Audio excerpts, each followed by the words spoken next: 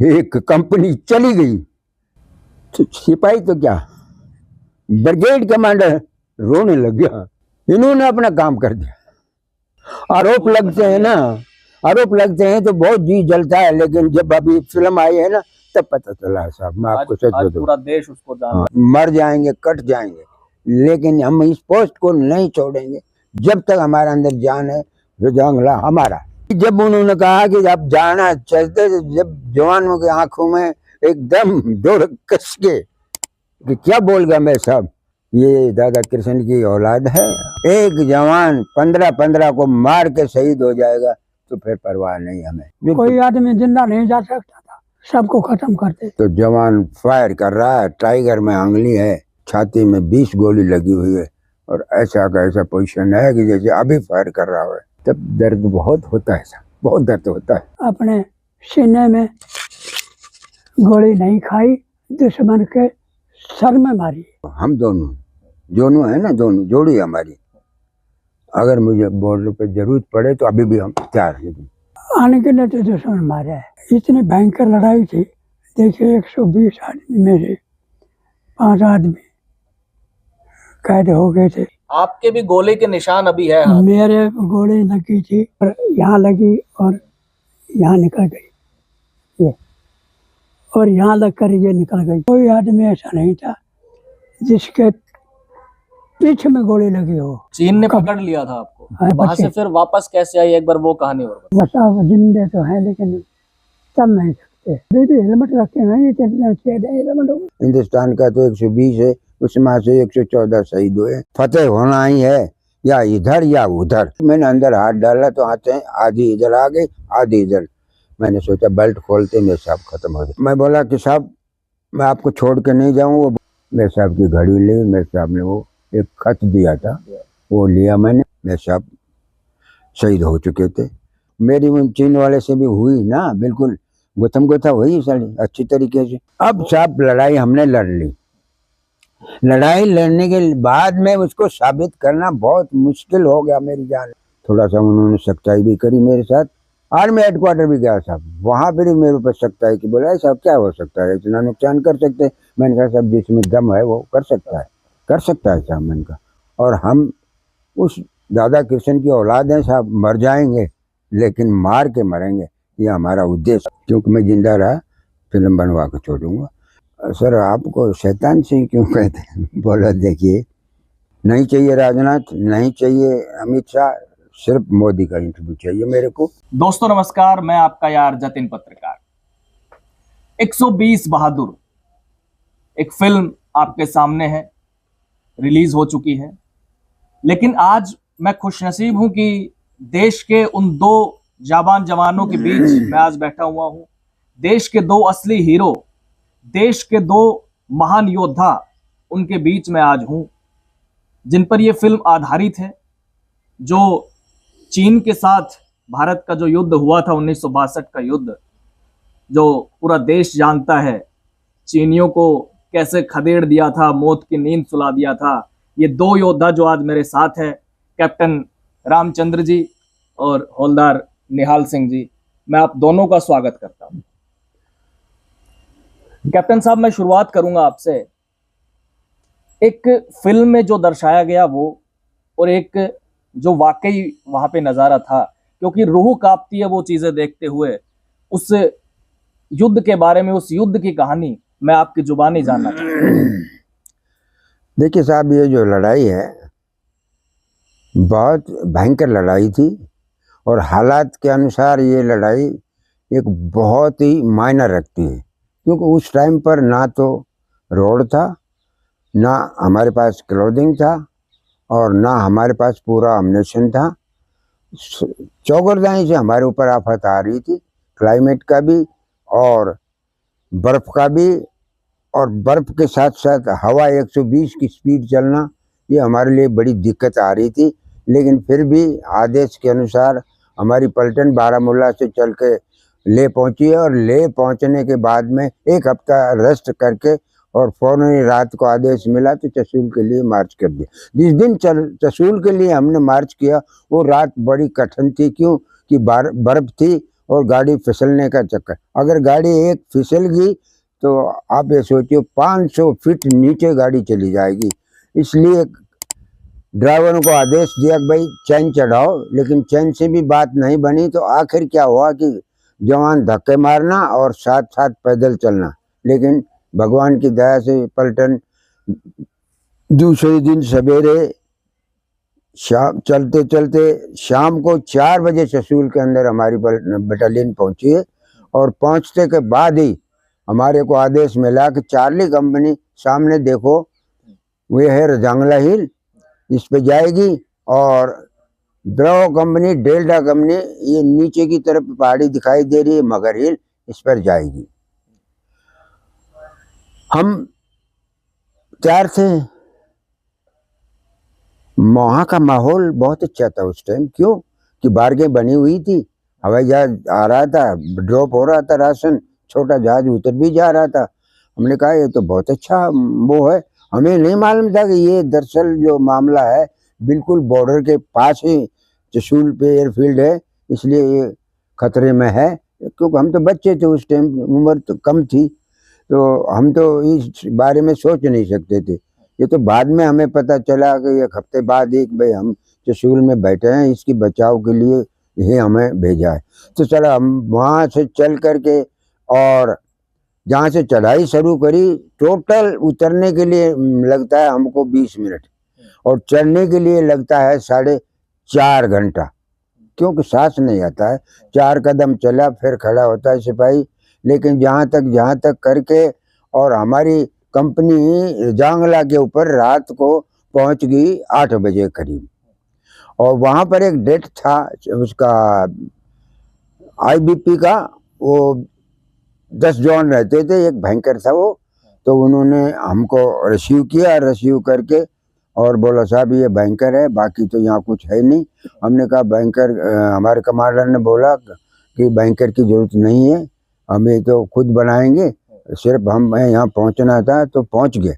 वहाँ पहुँचने के बाद में क्या हुआ कि जवानों को जब जगह जगह बांट करके, क्योंकि एक जगह तो रख नहीं सकता, लड़ाई का जमाना है, पता नहीं कब क्या हो जाए, वो कमांडर ने लगा दिया। लगाने के बाद में देखा कि जवानों को तो एकदम सिर दर्द और उल्टी, सिर दर्द और उल्टी, मौसम अलग था। मौसम एकदम सूट ही नहीं कर रहा उनको। मैं और निहाल, एक 2 सिपाही ऐसे थे कि हमको सूट कर रहा था बिल्कुल भी। नरसिंह यशपाल, धर्मपाल, दयाल को मैं बोला अरे भाई वो तो सारे सिर पकड़ के बैठ गए जवान, अब ड्यूटी भी रात को देनी है, सब कुछ करना है। क्या बोले साहब ऐसी चिंता मत करो, 2-3 घंटे की बात है, मैं सबको दवा देता हूँ, सब ठीक हो जाएंगे, ये क्लाइमेट का चक्कर है, आप चिंता मत करो। मैं भाई ठीक है। वही हुआ कि जवानों को वो दवा देने के बाद में 4-5 घंटे के बाद मैंने 10-11 बजे चेक करना शुरू किया तो जवान ठीक थे, लेकिन सर्दी से लिठुटर रहे थे। आपस के अंदर 3-3 कम्बल जोड़ करके 2-2 जवान सोए, फिर भी रात कटना मुश्किल हो गई थी। मेजर शैतान सिंह में आग की ज्वाला जली हुई थी। देखिए भीतर तो मैं आपको सच बताता हूँ कि जब हम पहाड़ी पर चढ़े हैं रजांगला के ऊपर, तो हमने 3 ही चीज बात सोचा है कि हमारी जन्मभूमि और हमारी माँ का दूध और जो हमारे साथ कमांडर है और जो हमारे ऊपर छत्र छाया दादा किशन की है, उसके नाम से हम आए हैं। अब दादा आपका काम है, हम तो अपना तन मन से पूरा काम करेंगे, लेकिन आप तो यंत्रयामी है, आपका तो सुदर्शन घूम रहा है, आप देखेंगे, जैसा भी होगा आपके सामने होगा। ये सोच करके हम तो उस पोस्ट के ऊपर चढ़ गए थे साहब, बिल्कुल। हालांकि सिपाही थे, लेकिन हमारा मन में यही था कि ये 3 काम है हमारा, कौम, माँ का दूध और जन्मभूमि। उसके लिए हम आखिरी दम तक हम अपना तन मन से लड़े हैं। और जब हम लड़े हैं तब आज आपके सामने ये 64 साल के बाद में ये फिल्म आई है। ये आपको अच्छी लगी या कैसी लगी ये तो आप लोगों ने देखी है। हमने तो अपनी मेहनत बहुत की है, लेकिन फिल्म जब बनाता है तो फिल्मकार जो है ना हर साइड को देखता है, सब पूरी लड़ाई को भी नहीं देखता है कुछ एक अपने पास से भी डालता है और कुछ रियल जो फिल्म के अंदर होता है वो भी डालता है। तो मैंने यही रिक्वेस्ट किया था जो फिल्म बनाने वाले डायरेक्टर साहब को कि सर 75% ओरिजिनल आना चाहिए, 25% आपके लिए है जो कि आप दाएं बाएं से कर सकते हो। बाकी फिल्म के अंदर ये चीज़ को लाना बहुत ज़रूरी है, क्योंकि मैंने बहुत मेहनत और उस टाइम पर हमने कष्ट झेला है। तो इस कष्ट को आप जनता के सामने ऐसा महसूस होना चाहिए कि हाँ वाकई में आज 63 साल पहले हमारे जो जवान लड़े थे, हमारे दादा लगते थे, हमारा तो जन्म भी नहीं हुआ था, और आज हमारे सामने फिल्म भी आ गई और हमारे दादाजी भी देख रहे हैं हम, जो दोनों ने रोल कर रहा है इनका, तो हम काफ़ी खुश हैं। नहीं, बिल्कुल वाकई बड़े गर्व की बात है, क्योंकि एक तरह से सबसे बड़ा युद्ध, सबसे बड़ी जीत हिंदुस्तान की वो मानी जाती है, और वो भी ऐसे वक्त में जब हमारे पास उस समय लड़ने के लिए शायद हथियार भी बहुत कम थे, और फिल्म में भी वो दर्शाया गया है। और आज हर हिंदुस्तानी, देश का बच्चा बच्चा, कैप्टन रामचंद्र यादव हो, निहाल सिंह जी हो, या फिर मेजर शैतान सिंह जिनकी अगुवाई में ये युद्ध लड़ा गया, यानी कि 120 बहादुर जो भी थे, आज उनको पूरा देश जान रहा है और फिल्म के माध्यम से वो दर्शाया भी गया है। लेकिन मैंने भी फिल्म देखी कैप्टन साहब, 2 बार मैंने वो फिल्म देखी। मुझे उसमें, जैसे हम आज उस भूमि पर है जहाँ के अधिकतर जवान वहां पर थे, अहिरवाल की भूमि पर हम बैठे हैं, 120 बहादुर फिल्म का नाम दिया गया, और उस 120 बहादुर में, क्योंकि आपका रोल उसमें काफी मुख्य है, आप उसमें वापस आते दिखाए गए हैं कि अगर मैं वहां पे नहीं होता तो शायद ये कहानी भी वहीं दफन हो जाती। यानी उसमें ये दिखाया गया कि 120 बहादुर रहे, लेकिन उनमें से कैप्टन रामचंद्र यादव वापस आए। मैं आपसे जानना चाहता हूं कि उसमें कितने लोग वापस आए थे, क्योंकि अस्पताल में भी भर्ती रहे, गोलियां खून से लथपथ और घायल हो गए थे काफी। वहां का जो माहौल रहा होगा, हम उस मंजर का अंदाजा हम लगा सकते हैं। कितने लोग वापस आए थे? देखिए, मेरे को लगा करके टोटल 5 आदमी वापस आए थे, जिनमें से 2 आदमी तो सवेरे आके पहुंचे हैं, रात भर चले हैं, और उसके बाद में 3 आदमी जो हम हैं, मैं लास्ट में था, मेरे साहब को लेकर के आया था। तो मेरे साहब को प्राण जब पखेरु उड़ गए, तब मैंने मेरे साहब का हुक्म माना, इससे पहले मैंने हुक्म नहीं माना, मैं आया वहाँ से। एक ओपी आया था जनरल जख्मी होकर के, और एक क्वार्टर मास्टर था जो हमारा नीचे राशन ऊपर भेजता था। ये आदमी बचे थे, बाकी तो 4-5 हमारे कैद में हो गए थे साहब, वो बाद में आए थे। मैंने तो उनको 5 को शहीद में शामिल करके और ब्रिगेड कमांडर साहब को बता दिया था कि साहब हमारा 114 जवान शहीद हुए हैं, जिसमें हम 6 बचे हैं, और 120 उस टाइम थे। नफरी हमारी 124 की थी, लेकिन उस दिन कुछ सामान लाने के लिए जवान हमने नीचे भेजे थे, वो चारों जवान नीचे ही रह गए, लड़ने में हम 120 ही थे। तो बोला ठीक है। तो जब कमांडर साहब के पास मेरा इंटरव्यू हुआ है, तो उन्होंने ये कहा है कि रामचंद्र मुझे ये बताओ, क्योंकि अच्छी तरह जानता था, ऑपरेटर को तो कमांडर जानता है। बोला रामचंद्र आप मुझे ये बताओ कि कंपनी की क्या पोजीशन है। मैंने कहा साहब कंपनी शहीद हो गई है पूरी की पूरी, लेकिन शहीद हो तो गई, लेकिन अपने से 10 गुना दुश्मन को मार कर शहीद हुई है। ये मेरे को गर्व है साहब, और आगे से मैं आपको बता रहा हूँ कि कभी भी जांच कर लेना। हमारे जवानों ने 1300 चाइनीज को अपने सामने दोनों नाले गैप के भर दिए। आखिरी में जब पीछे से हमला हुआ है 1800 जवानों और भारी हथियारों के साथ, उसके बाद कंपनी के पास अम्युनिशन भी नहीं बचा, और हथियार चलाने के लिए भी हालत ऐसी आ गई कि जवानों के हाथ जो सर्दी से बिल्कुल टूट गए। उस टाइम पर जब अम्युनिशन नहीं होने की वजह से जवान मोर्चा से निकले हैं, और एकदम दादा कृष्ण की जय बोल करके गुत्थम गुत्था की लड़ाई शुरू हो गई एकदम, जिसमें सिंहराम ने तो मैं देख रहा कमांड पोस्ट के ऊपर हूँ, मैं बचाव भी है मेरे साहब के साथ, जैसे मेरे साहब चल रहा है वैसे मैं भी चल रहा हूँ, लेकिन बचाव के लिए मैं देख रहा हूँ, लड़ाई को देख रहा हूँ कि कौन पोस्ट पे कैसा चल रहा है, क्योंकि तीनों पोस्ट नज़र के नीचे थे। अब आप ये बताइए कि जब आदमी दो आदमियों को पकड़ के उनका सिर फोड़ देता है तो जवान में क्या ताकत थी। वो काबिल, वो जवान थे, वो पूरी कंपनी ही सर्विसेज के प्लेयर थे, सब उसी के अंदर छांट के बनाई हुई थी। जो कमांडिंग ऑफिसर था पहले इस कंपनी का कंपनी कमांडर रह चुका था 2 साल पहले, तो जब भी अच्छा जवान आता था इसी कंपनी में आता था, क्योंकि हर हमेशा ये शील्ड उठाने वाली साल भर की रहती थी। तो इसमें छटे हुए सर्विसेज के जवान जो लंबे चौड़े, एक एक प्लाटून में दोनों सगे भाई, चाचा भतीजा, मामा साला, एक मजबूत बटालियन मजा और बिल्कुल, लोहा भी आपने मनवाया। बिल्कुल सब बिल्कुल। मैं निहाल सिंह जी आपसे भी पूछना चाहूंगा, वैसे मैं आपसे पहले भी मिला हूं कई बार, आप अपनी जुबानी युद्ध की कहानी आप अपनी बताइए। आपका पूरा रोल मैं जानता हूं, लेकिन फिर भी आप दर्शकों को खुद आप बताइए एक बार। मैं तो उस टाइम लड़ाई के टाइम पे मैं 7 प्लाटून में था। लड़ाई के टाइम से पहले मेजर शैतान सिंह ने मेरे को कंपनी हेडक्वार्टर में ले लिया। उस टाइम एक कंपनी में 9 LMG होती हैं और बाकी 3rd राइफल थी।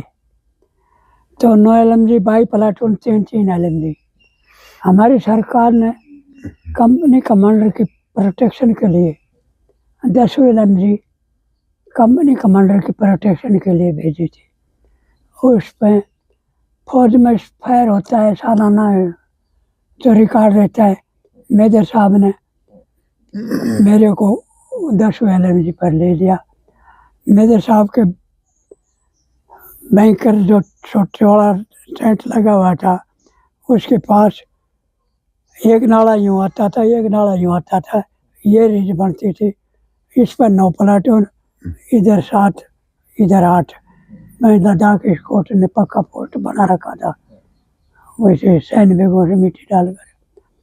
और 7 और 9 दोनों पहाड़ पर कोई बैंकर वैंकर नहीं थे, अपने मोर्चे खोद कर उनमें ये भवी शीट लगाकर और तब रहते थे। उस टाइम कोई इंतजाम नहीं था। चौलाई हिंदुस्तान में आया, ये नारा लग गया था कि हिंदू चिन्नी भाई भाई। और लड़ाइयाँ तो धोखे की होती हैं, एक दोस्ती का नाता जोड़कर और लड़ाई कर दी। चौलाई आया तो देखा भाई हिंदुस्तान की तो नाम मात्र के लिए फौज है।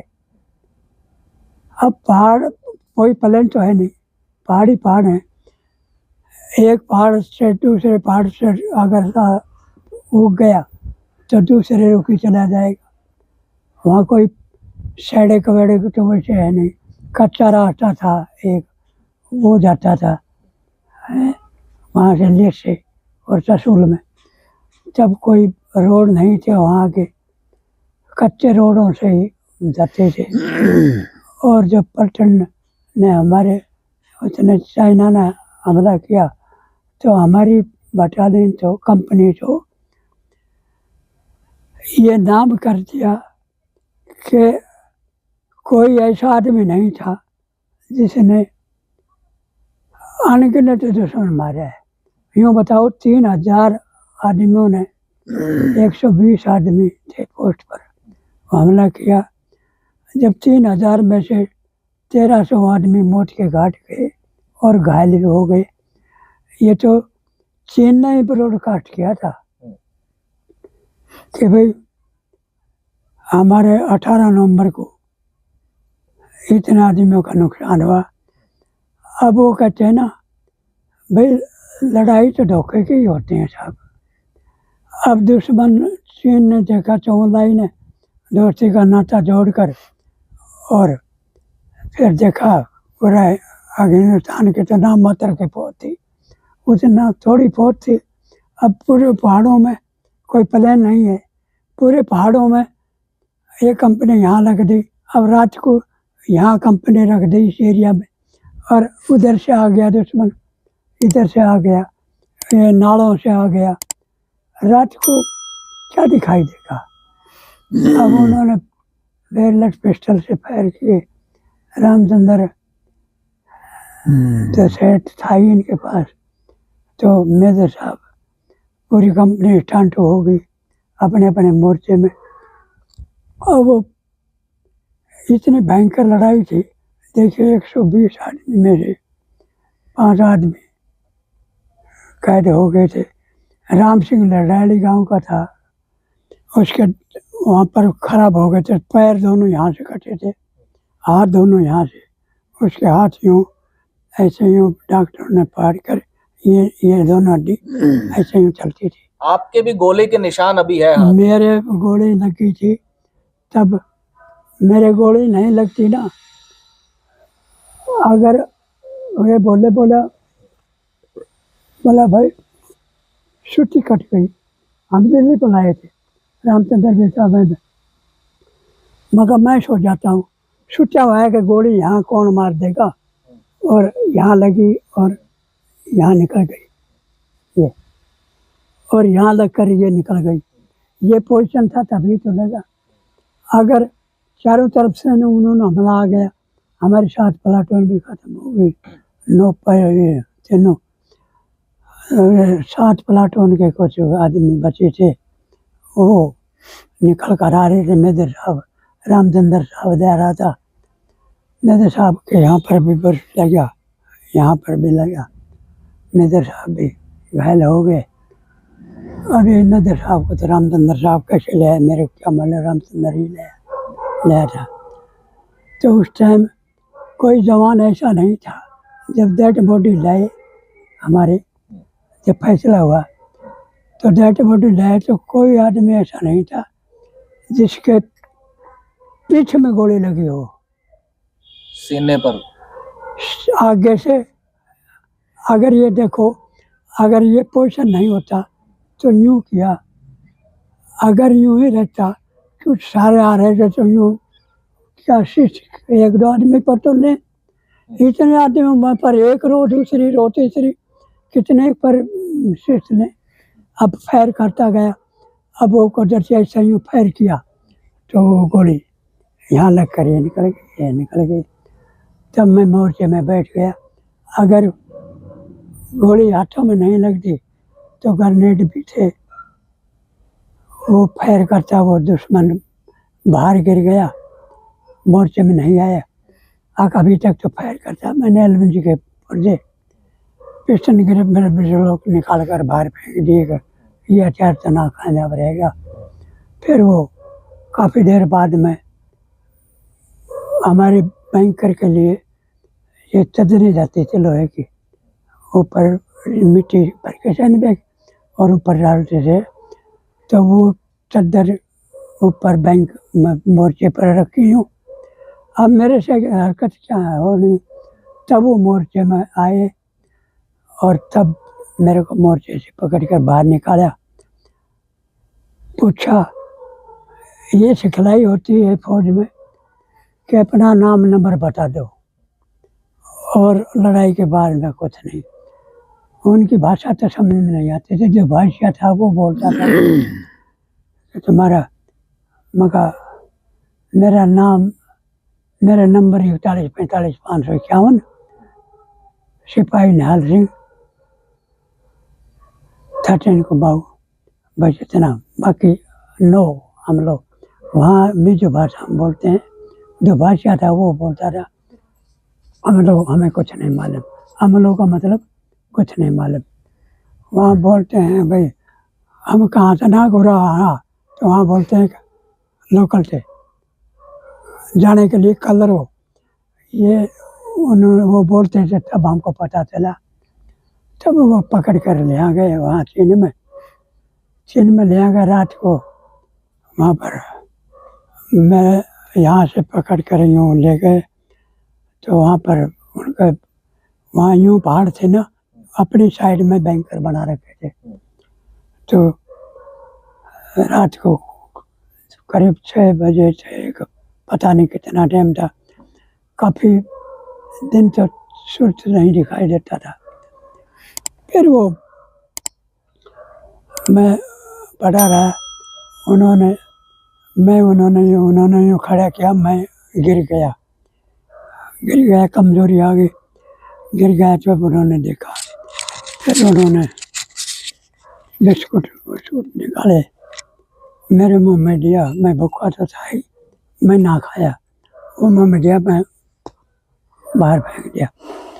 रात को फौज में रात को जोड़ा संतरे रहता है, तो वो संतरे मेरे पास आ गया था और यूँ यहाँ से खड़े हो गए, यहाँ से हो गए यूँ।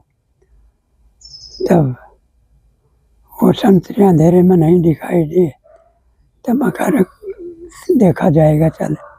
मैं थोड़ा पीछे हटकर, और जो 18,300 की ऊंचाई थी उस पर होकर उसके बगल से आगे तो सोना क्या हुआ था, और उस बगल से और यूँ आकर पगडंडी यूँ यूँ यूँ जाती थी ऊपर। सीधा पहाड़ पर थोड़ी चढ़ सकते हैं। तो वहाँ से मैं आया, तो यूँ ही मैं ऐसे यूँ था, इधर चीन इधर हिंदुस्तान। यूँ ही मैं ढलने वाला था अपनी तरफ, यूँ ही उस टाइम उन्होंने फायर किए, रोशनी के। कोई 2 मिनट का फायर होता है, ऊपर जाकर वो पहले आवाज़ होती है, फिर आवाज़ हुई तो मैं चलता चलता बैठ गया पहाड़ों।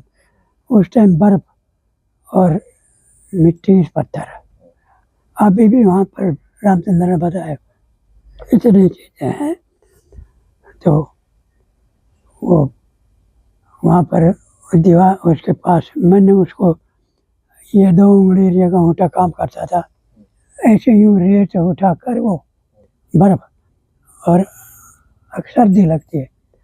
तब उन्होंने हमारे जो स्लीपिंग बैग वगैरह ले गए थे ना, मेरे ऊपर एक स्लीपिंग पर डाल दिया और बैंकर बना रखे था, उसको दीवार के पास ऐसे यूँ लेटा दिया, और स्लीपिंग बैग ऊपर हमारा ये दिया। तो वो संतरी ऐसे बातचीत करते रहते अपनी भाषा, मेरे क्या मतलब क्या करते हैं। चीन ने पकड़ लिया था आपको? हैं? चीन ने पकड़ लिया था? हाँ, चीन के पकड़ के ना गोले लगे थे ना, तो बहुत से मैं चाह लड़ेगा, हमारी सारी कंपनी खत्म हो गई थी, रामचंद्र वगैरह ये 2-4 वहां बच्चे। से फिर वापस कैसे आई, एक बार वो कहानी और बताओ। वापस यूँ आया, अब वहाँ से वो चीन वाले ना संतरी, कभी यहाँ से खड़े जाए कभी यहाँ से, तो वो उन इधर न चले गए, थोड़ा फासला हो गया, अंधेरा तो था ही। मैं मगा ये आगे की तरफ चलाएगा, वो भगवान समझ देता है, इंसान के बस की बात नहीं, परमात्मा पहले वो काब देता है क्या करना है। ये सिखलाई होती है फौज में, अगर भी पकड़े जाते हैं तो कैसे निकलना, कैसे। फौज में भर्ती होता है तब, और डिस्चार्ज आता है, पेंशन आता है, डिस्चार्ज आता है, पेंशन आता है, तब तक वही सिखलाई होती है।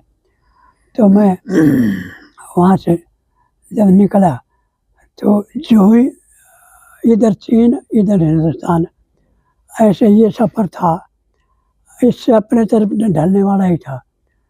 तो हमारे पास कुत्ता रहता था, वो हमारे पास कोचवास के पास नीचे राशन पानी पहुँचा था, वो कुत्ता वापस वो चला जाता था। उस टाइम लड़ाई हुई तो कुत्ता भूखा था, कुत्ता ऐसे ऐसे यूँ सेंटे को परमात्मा ने भेजा। वो कहते हैं ना, अग मारने वाले से बचाने वाला तेज है। तो उस टाइम क्या किया कि कुत्ता ऊपर जा रहा, जब कुत्ते के पैरों से थोड़ी ऊपर आ रहा ना, तो आवाज़ हुई, तो उस टाइम मैं निकल कर चल पड़ा था। तब उन्होंने रोशनी के फिर किए ही थे, रोशनी आवाज़ पहले होती है, रोशनी बाद में होती है। मैं बैठ गया, बर्फ में उनको दिखाई नहीं दिया, और काफ़ी देर इंतज़ार करके, और मैं यूँ देख रहा था, तो कुत्ता ऐसे भूखा था ना, तो कुत्ता नीचे से ऊपर जा रहा था। तो कुत्ता वो परमात्मा ने भेजा, वो कुत्ता मेरे पास गया, तो मैं करे उसका नाम निकाल रखा था टॉमी। मैंने उस पर ऐसे हाथ रखा, कुत्ता यूँ बैठ गया। मैं कहा भाई कुत्ता भी भूखा है, अब नीचे भी ऊपर भी दुश्मन है, आके नीचे भी देखा जाएगा। तो फिर मैं उससे बोला, मैं कहा टॉमी चल। तो कुत्ता आगे हो लिया। तो पगडंडी दाहिनी तरफ और मैं बाईं तरफ। अब पगडंडी पर तो यूँ दुश्मन लगा हुआ, तो मैं यूँ पहाड़ से नीचे से ना यूँ चलता चलता नीचे और पगडंडी की तरफ कुत्ता मेरे को ले आया। कुत्ता तो तेज चले, मैं आहिस्ता आहिस्ता ये हाथ पकड़ कर ऐसे यूँ आया। तो वो जब पोस्ट से ले से उसमें हमारा क्वार्टर रहता था ना, क्वार्टर को मिल गया। अब हथियार हमने सन कोई गाड़ी में डालो और बाकी पीछे क्वार्टर चला गया था। फिर मैं सोचा मैं कहा कुत्ता उस पगडंडी पोस्ट पर नीचे ले आया। पोस्ट का तो पता ही था, नीचे ले आया। मैंने सोचा मैं कहा भाई परमात्मा का बेटा है, अगर यहाँ जाएगा तो ऊपर तो दुश्मन है लगा हुआ है, अगर दुश्मन यहाँ भी होगा तो मार देगा। मैं फिर अपनी तरफ यूँ रास्ता जाता था ना, आगे ससुर था और ये पोस्ट पहाड़ी पर यूँ चढ़ के इससे नीचे आ गया। पलटन इधर गई थी। अब ये तो नहीं पता था ना पलटन कितने दूर है। तो दौलत राम साहब टैंकों के प्रोटेक्शन के लिए दौलत राम साहब जोड़ का वो उसकी प्लाटून टैंकों की प्रोटेक्शन लगी हुई उस घाटे में। एक घाटा यूँ आता था, इधर भी ऊँचा पहाड़, इधर भी इस घाटे से यूँ आ जाते थे। इधर नहीं इधर चीन, इधर नहीं हिंदुस्तान। तब उस घाटे पर लगे हुए थे। तो मैंने देखा यार ये तो दुश्मन लगे हुए हैं इधर। अब ये पता थोड़ी था भाई दुश्मन है कि हमारे आदमी। तब दौलत राम साहब ने दूरबीन से देखा, वहाँ और कोई गांव नहीं थे, गांव फासले में सागला गांव ही था, वो गए पहाड़ी के साथ पीछे की तरफ। तो उसने देखा, रे बोला ये जवान आ रहा है, ये अपना जवान है कोई। दूरबीन से देखा ना, तो बोला इसको आवाज़ लगाओ। उन्होंने आवाज़ लगाई। अब मैंने देखा यार अब ये पता नहीं ना कि भाई हमारे यहाँ चीन है। तो उन्होंने आवाज़ लगाई, तब तसल्ली हो गई, अपने आदमी हैं। तब मैं वो पगडंडी उसको छोड़कर ऐसे ही चल पड़ा। वहाँ पर दौलत राम साहब ने देखा, ओ बेटा क्या है। तब शिव साहब को फ़ोन किया। शिव साहब ने जो है आकर, मेरा गांव का गुरदयाल सेट वाला था शिव साहब का, शिव साहब के पास था। उन्होंने बातचीत पूछी, मगर साहब जिंदे तो हैं लेकिन चल नहीं सकते हमारे आदमी। अब घायल हो गए, जब पैरों में भी कोई लग गया, हाथों में भी लग गया, सर में भी। ये कोई भगवान की देन थी। अगर एयरबोस्ट हुआ ना, वो भी हमारे किसी जवान के पीठ में नहीं लगा, वो भी या तो सर में ही लगा। अभी भी हेलमेट रखे नहीं, हेलमेट हो गए पलटन में, वो आगे की तरफ गिरा है। ये तो कोई भाग की बात। वो कहते हैं ना मारने वाले से बचाने वाला तेज है। बिल्कुल। कैप्टन साहब ने भी बयान दिया इन्वेस्टिगेशन में भी कि हमारी जो युद्ध जो हुआ, कोई भी गोली पीठ में नहीं होगी, किसी का भी खून पीठ का नहीं मिलेगा, जिसका भी मिलेगा छाती का खून मिलेगा। बिल्कुल। तो किसान और जवान, ये दो शब्द है देश में बहुत गूंजते हैं। किसान के लिए जमीन और जवान के लिए सरजमीन। रेजांगला की तरफ बढ़ तो जरूर रहे थे चीनी, हजारों चीनी, 3000 की संख्या करीब थी, लेकिन 120 बहादुर, जिनमें से 2 आज मेरे साथ भी हैं, इन्होंने उनको आगे नहीं बढ़ने दिया। चुशूल की तरफ तो देखना बहुत दूर की बात है, रेजांगला की तरफ भी एक कदम नहीं बढ़ने दिया। और इनका हौसला देखकर, इनकी वो ताकत देखकर चीन को ये अंदाजा हो गया था, उनकी हिम्मत टूट गई थी कि जब 120 बहादुर ये हाल कर सकते हैं, तो चुशूल के पास तो हिंदुस्तान की पूरी फौज खड़ी। कैप्टन साहब, मैं आपसे एक बात और जानना चाहूंगा बोलिए साहब। कि आप मेजर शैतान सिंह के साथ रेडियो की जिम्मेदारी जबरदस्त निभाई, फिल्म के माध्यम से हमें ये पता भी लगा।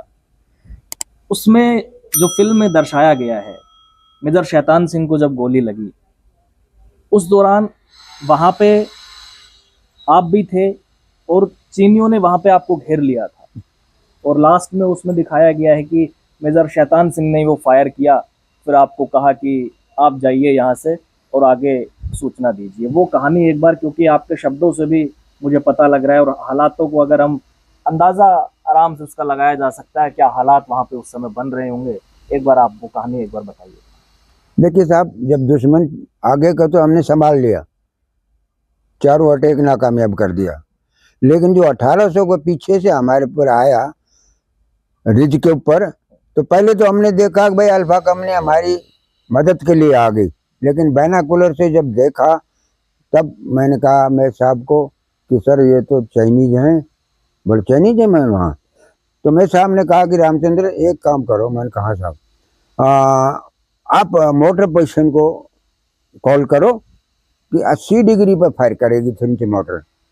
मैं बोला सर 80 डिग्री तो अपने ऊपर आ जाएंगे। बोला अब अपने पराया का सवाल नहीं है रामचंद्र, जल्दी मैसेज दो। तो मैंने उनको आदेश दिया, साथ ही मैं बोला अब अपने पराया का सवाल नहीं है, मेरे साहब का आदेश है कि ये जो जानवर आए हैं या घोड़े बकरी और कुत्तों पे सामान लेकर आए चाइनीज वालों, इनका लगना नहीं चाहिए।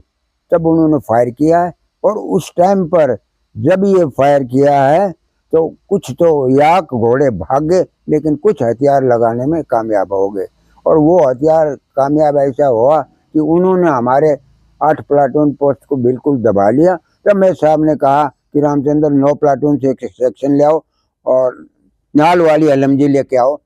मैं पहुंचा तो निहाल के गोली लग गई थी। बोले भाई मेरे तो गोली लग गई, और LMG मैंने फेंक दी। मैं बोला निहाल चिंता मत कर, जिंदा रहा तो तेरे को लूँगा, नहीं तो फिर आगे यहाँ साथ है तो आगे भी साथ ही रहेगा। और मैं 9 प्लाटून से मैंने एक सेक्शन निकाला, और सेक्शन निकाल के मेरे साहब के पास पहुंचा तो मेरे साहब बोला हम इधर से फायर करें, 8 उधर से फायर कर, बीच में चाइनीज आएंगे और ऊपर से थ्रिंच आएगी। साथ हमारे ऊपर बम्बारमेंट चाइना का तो बहुत हैवी बम्बारमेंट था, मीडियम का भी, फील्ड का भी, एंटी टैंक का भी, और अपनी ताकत से उन्होंने ऐसा सोचा था कि भाई इनको मटिया मैदान कर दे, लेकिन उनको ये नहीं पता था कि ये जो गैप भरा है चाइनीज का भरा हुआ है, हिंदुस्तान का तो 120 है, उसमें से 114 शहीद हुए, बाकी आप ही के हैं। जो जब देखा तब उनको आंखें खुली। जब मैं मेरे साहब के नज़दीक आया तो मैं मेरे साहब को एक ही बात बोला, मैंने कहा साहब एक बात है, आप नीचे रहो, नहीं तो गोलियां ऊपर से आ रही हैं। 2 MMG लगा दी उन्होंने, और वो मीडियम मशीन गन चालू हो गई। लेकिन थोड़ा सा जोश था उस टाइम पर, और ये ऐसा हो रहा था कि मामला अब फतेह होना ही है, या इधर या उधर। तो मेरे साहब जो खड़ा होकर के थोड़ा खड़ा हुआ तो बुर्स्ट आया, तो वो बिल्कुल पोजीशन में आ गया, और उसने देखा कहाँ से बुर्स्ट आया, तो उसने फायर किया। दोनों हथियार ले लिया था उन्होंने, राइफल भी और पिस्टल भी। फायर किया, उसको बर्बाद किया, और फिर निडर होकर जब खड़ा हुआ तब उसके MMG का ब्रश लगा यहाँ पर, और फिर वो गिर गया है बेहोशी में। और फिर उन्होंने कहा है, मैं रेंगता उसके नज़दीक पहुँचा हूँ। बोला रामचंद्र, मैंने कहा हाँ साहब। बोलो मेरा पेट में दर्द है और आप मेरा बेल्ट खोल दो। मैंने अंदर हाथ डाला तो हाथ आधी इधर आ गई, आधी इधर।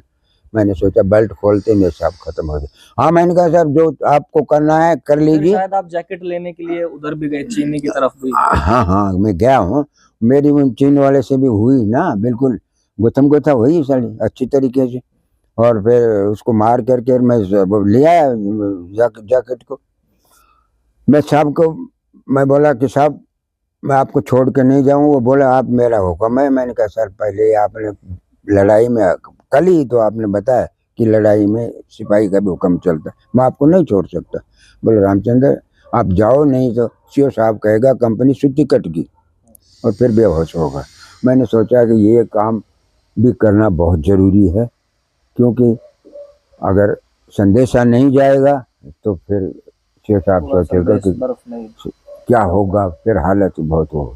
तो मैं वहाँ से मेरे साहब को कह कर के, और मेरे साहब ने मेरे साहब की घड़ी ली, मेरे साहब ने वो एक खत दिया था, वो लिया मैंने, और भगवान को नाम ले करके और मैं नीचे उतरना शुरू किया। मन में ये थी कि हाँ, इसको मेरे साहब को जल्दी ले लूँगा, क्योंकि नीचे क्वार्टर मास्टर और 3-4 जवान हैं।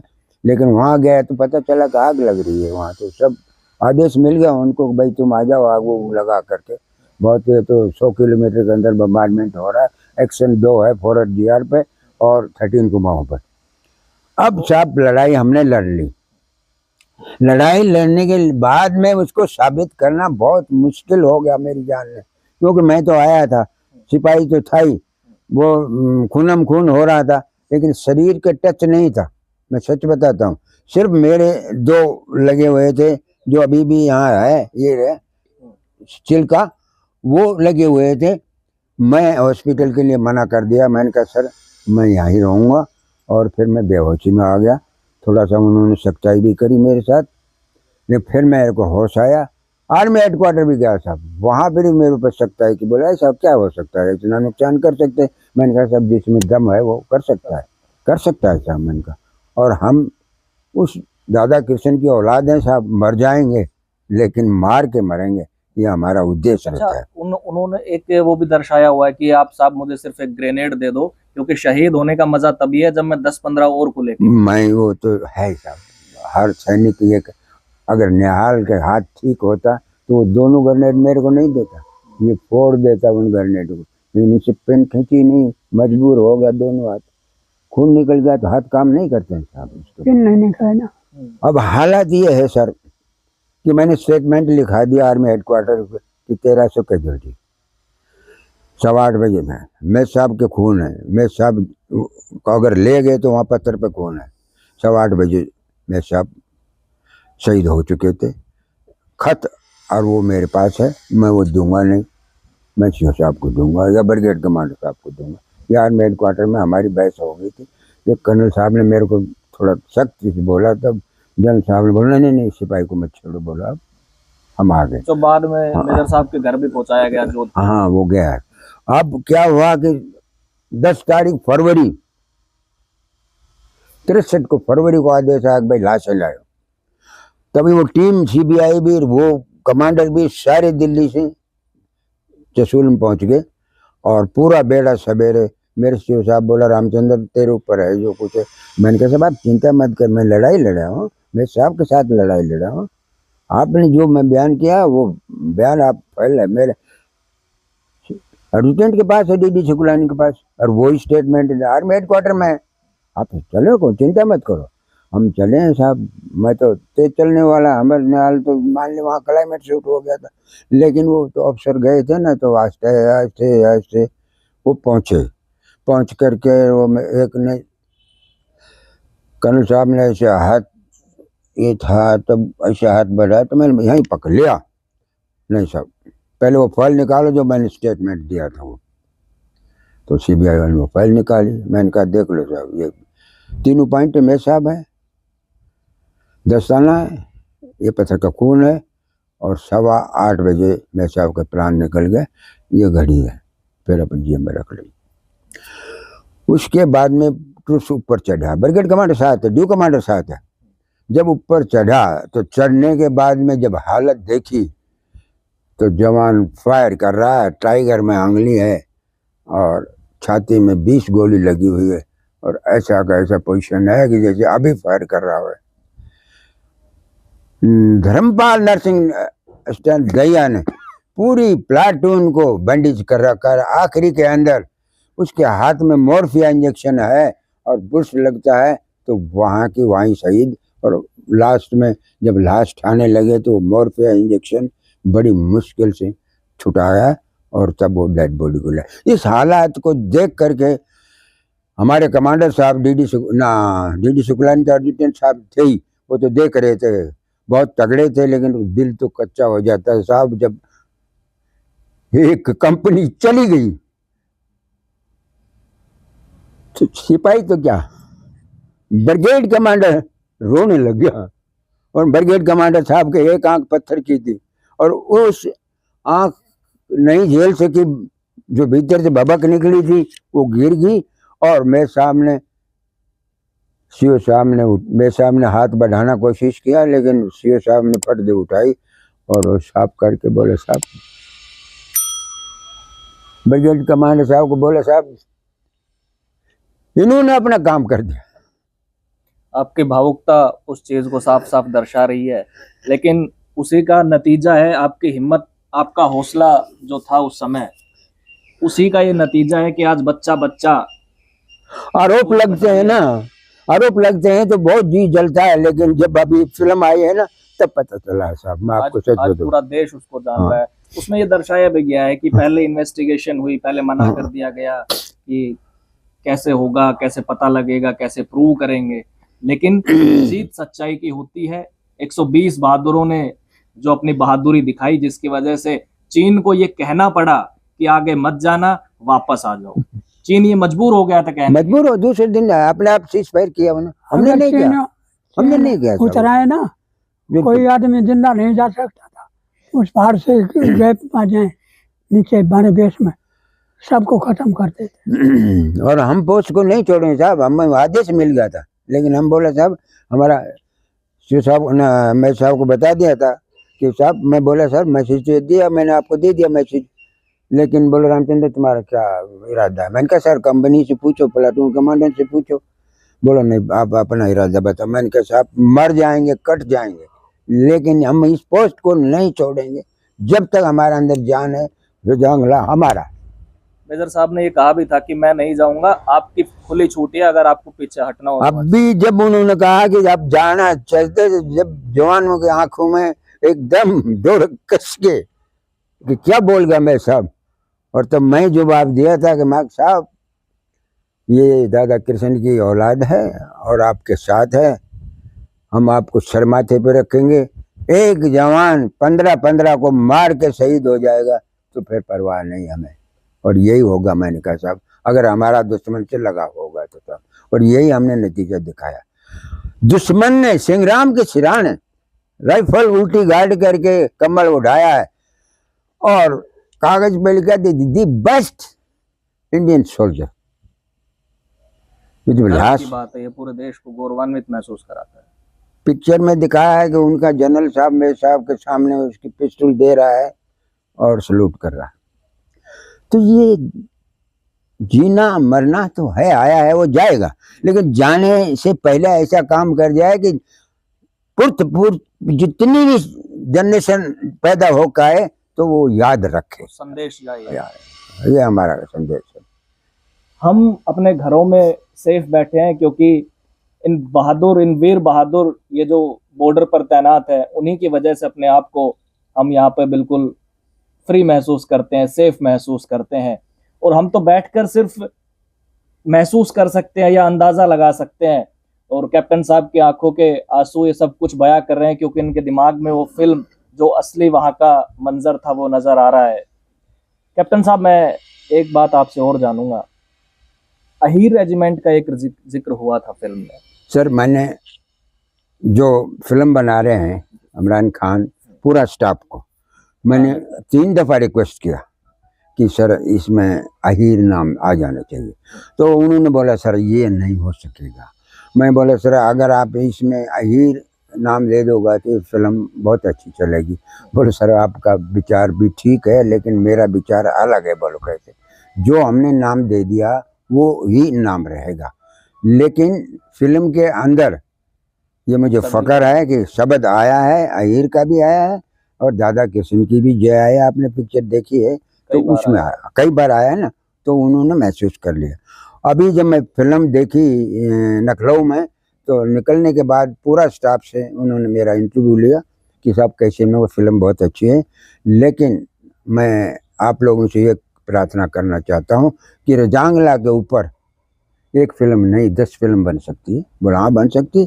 तो मैंने कहा सर पैसे हम देंगे, एक फिल्म आप बनाइए रजांगला के अति शूरवीर वीर अहीर के नाम से एक बनाइए।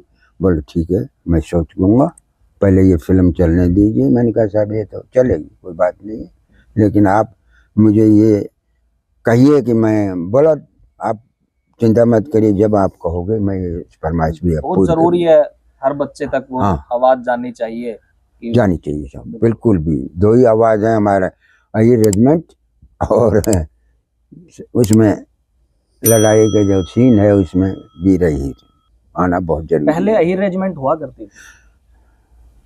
देखिए साहब 99 हैदराबाद थी ना, उसमें थी हमारी, लेकिन जब पहले हमारा हिस्सा बटा है, ये बटने के बाद हुआ साहब। और असलियत बात मैं बताता हूँ साहब, मैं इसमें कोई चोरी की बात नहीं करता हूँ साहब। जब अंग्रेज थे, अंग्रेजों का जो खास हुक्म मान लिया उनका तो सब कुछ वारा नारा होगा, और जो ठुंडा रहा ना साहब आखिर में उनको नहीं मिला साहब। मैं आपको सच बताता हूँ, मैं तो हिस्ट्रियाँ पढ़ता हूँ ना साहब। अगर आप देख लीजिए राव तुलाराम ने नसीब लड़ाई में क्या किया, नसीबपुर की लड़ाई। नसीबपुर की लड़ाई, मेम साहब से गाय गवा दिया। तो अब बताइए साहब वो कैसे रेजिमेंट बनाएंगे, लेकिन बनेगी, ये मुझे वादा है बनेगी। और मैंने इंटरव्यू मांगा है कि मुझे एक दफ़ा इंटरव्यू चाहिए, नहीं चाहिए राजनाथ, नहीं चाहिए अमित शाह, सिर्फ मोदी का इंटरव्यू चाहिए मेरे को, ताकि मैं मन की भावना बता सकूं। बाकी बनाए या ना बनाए उसकी मर्जी।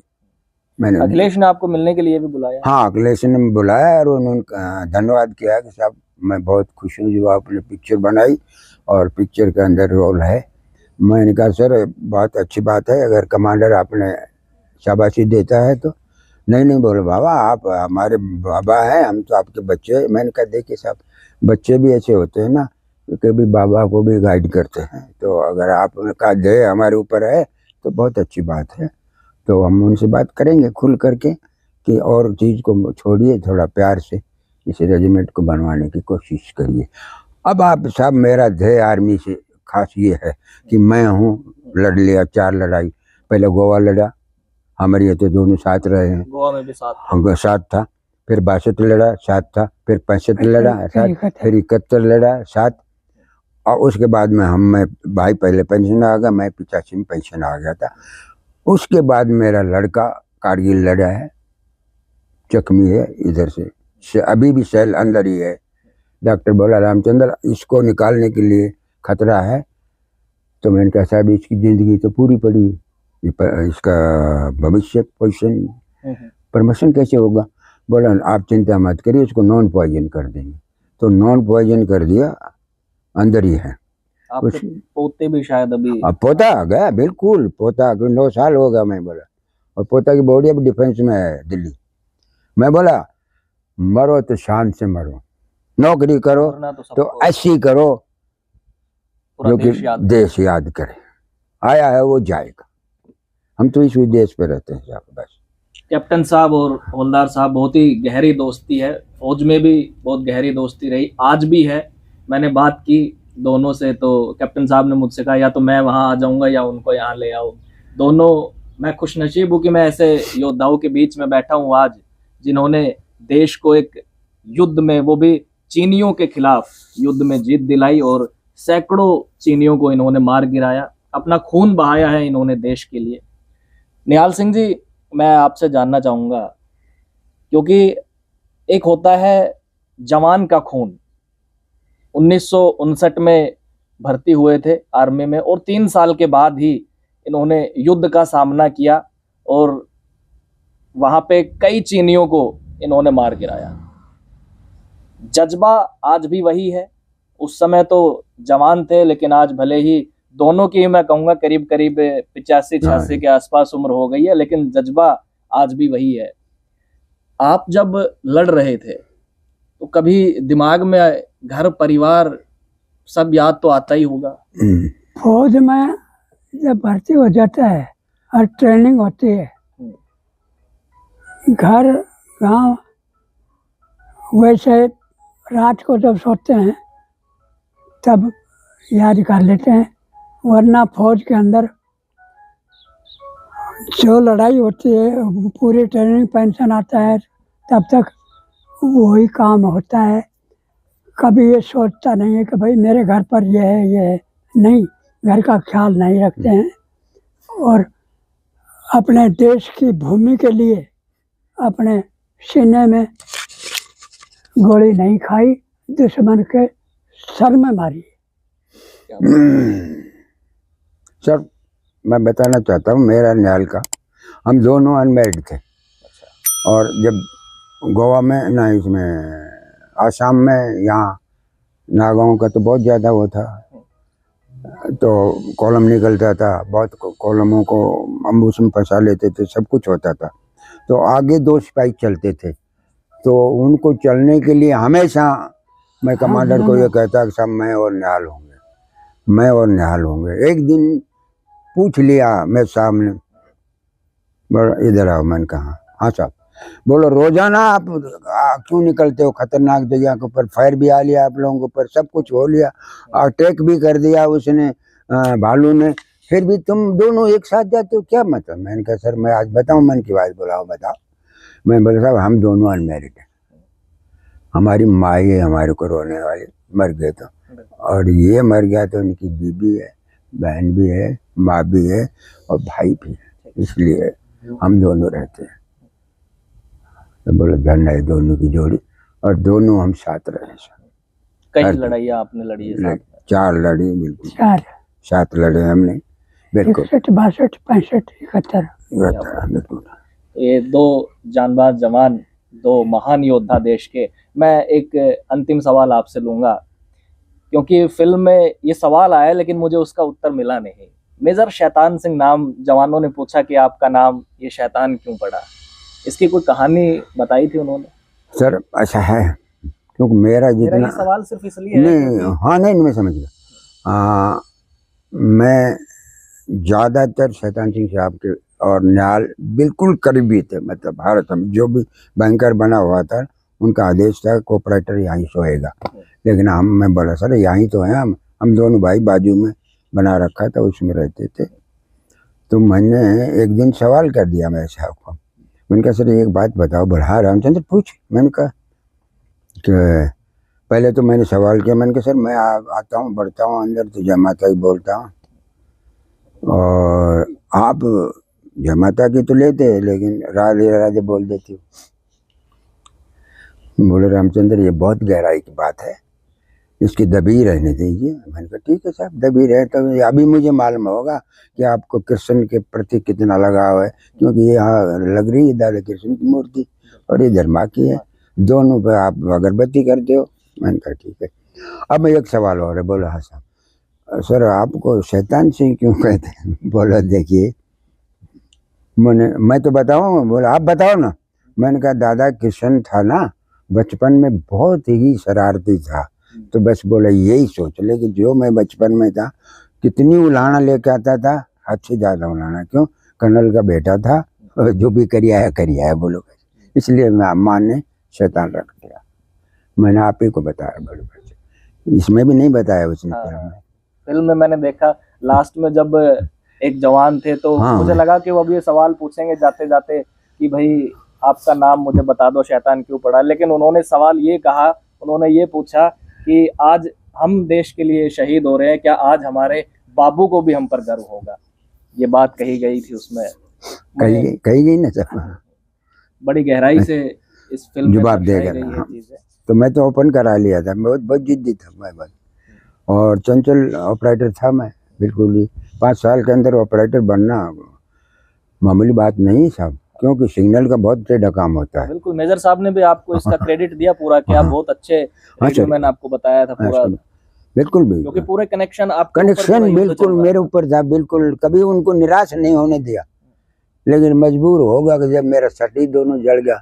और मैं साहब तो सोच रहा था तेरे कहाँ लगी रामचंद्र, तेरे कहाँ लगी, तो पूरा कुमलुम खून था मैं। तो जिसके पास भी मैं जाता था तो उसको बात भर के मैं बोलता था कि भाई कोई बात नहीं है, बोल साहब चिंता मत मेरी, हमने काफ़ी मार दिया है, ये 5 गोली बची है, ये आप ले जाना, काम आ जाएंगे आपका, क्योंकि राइफल टूट चुकी है बोलो बम्बारमेंट से। तब दर्द बहुत होता है साहब, बहुत दर्द होता है।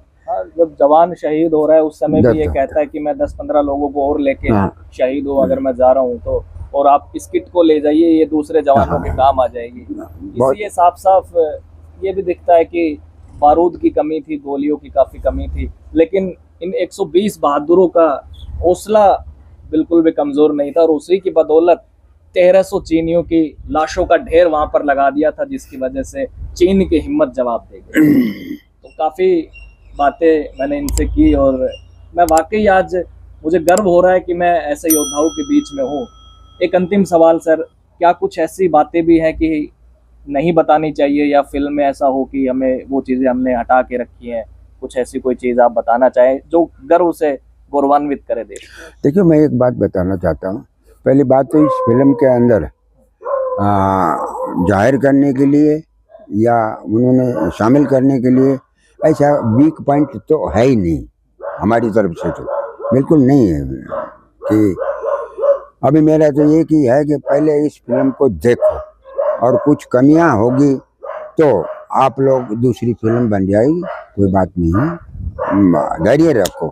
क्योंकि मैं पूरी कहानी आपने ही बताई थी उनको? हाँ, पूरा कहानी मैंने बताई थी। कितना समय लगा इसमें? हम यहाँ पर 45 मिनट लगा था। यहीं पे आए थे? आया दो बार आए, एक बार भी नहीं, 2 बार आए। फिर बीच में भी जंगला में हाँ 14,000 फीट की ऊंचाई पर शूटिंग हुई। हाँ, वहाँ हाँ वो उन्होंने किया। वहाँ अगर बुलाते ना तो मैं थोड़ा सा ढंग और करा देता, लेकिन चलो वो यंग है, जवान है, उनको तो अभी भी आया है तो अच्छा है, चलो दुरुस्त हुआ है। तो मैं तो यही कहता हूँ कि देखिए, फिल्म आ गई है तो देखिए उसको अच्छी तरीके से और निराश मत होइए, अगली फिल्म जल्दी बनेगी। क्योंकि मैं जिंदा रहा फिल्म बनवा के छोड़ूंगा। जो इनको वीर हीर का वो है ना, अति शूरवीर, वो बनवा के छोड़ूंगा। और इस फिल्म को देखें कितना चल रहा है। अब तो बाजार में है, हम तो यहाँ देहात में है। क्या देख रहे हैं लोग पिक्चर को? इसको बिल्कुल देख रहे हैं, बिल्कुल देख रहे हैं। चलो अच्छी आपकी कहानी भी चलो हर हिंदुस्तानी के पास जाएगी, अच्छी बात है। काफी लोग इस फिल्म को प्यार दे रहे हैं। हाँ, दरअसल ये सिर्फ एक फिल्म नहीं है, ये वो सच्चाई है। हकीकत है। वो चीन के खिलाफ जो भारत का युद्ध हुआ था, कैसे भारत ने चीन को मजबूर कर दिया था घुटने टेकने के लिए, वो पूरी उसमें दर्शाई हुई है। मैं अभी भी मैं बताता हूँ साहब, हम दोनों है ना, दोनों जोड़ी है हमारी। अगर मुझे बॉर्डर पे जरूरत पड़े तो अभी भी हम तैयार हैं जाने के लिए।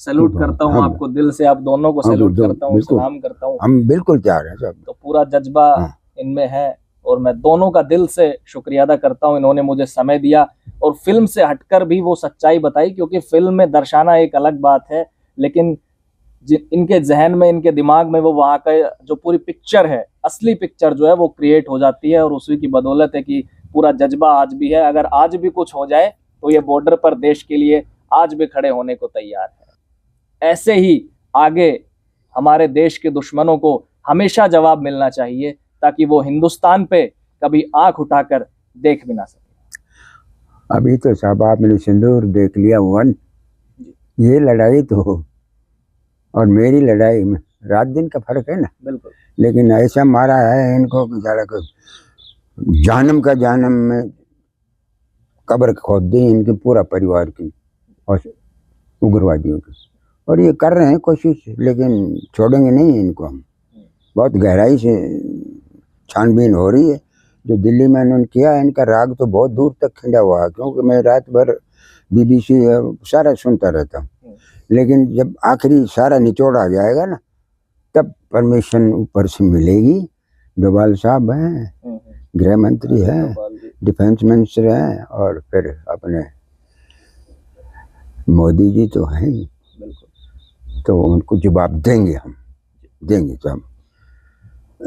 बहुत शुक्रिया, आप लोगों ने मुझे समय दिया। क्योंकि देखिए, रेजांगला से अगर पीछे कोई हट जाता, क्योंकि मेजर साहब ने ये बताया था, रेजांगला से अगर पीछे हटते तो सामने चुशूल था और फिर देर नहीं लगती, कश्मीर पर वो राज करते पहुंच जाते। इन्हीं की बदौलत, 120 बहादुरों की बदौलत, वो रेजांगला में भी कदम नहीं रख पाए और वापस चले गए। हमने सोच लिया था आगे नहीं जाने देंगे, मर जाएंगे बस। बहुत शुक्रिया, आप लोगों ने समय दिया। हमको तो जिंदा इसलिए रखा परमात्मा ने, उनकी बहादुरी ने से जो 120 में से 114 शहीद है। Thank you sir. उनकी बहादुरी बताने के लिए भगवान ने हमें जिंदा रखा। अगर हमारे जिंदे नहीं होते तो उनकी बहादुरी को कौन एक बताता, मिनट। कौन ठीक बात। बताता था उनकी बहादुरी को। आगे बहादुर ऐसे लड़े हैं, कोई नहीं बताता ना। ठीक बात। तो आपका शुक्रिया और आपको मैं सैल्यूट करता हूँ।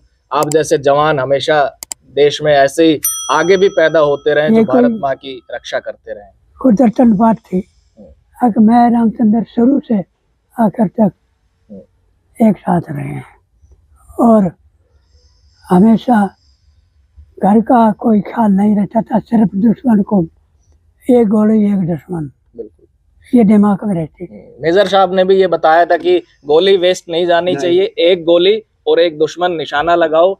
और ऐसी जोड़ी मैं कहता हूँ, फौज में तो भाईचारा, ना कोई धर्म, ना कोई परिवार, ना कुछ, पूरे देश के लिए लड़ते हैं।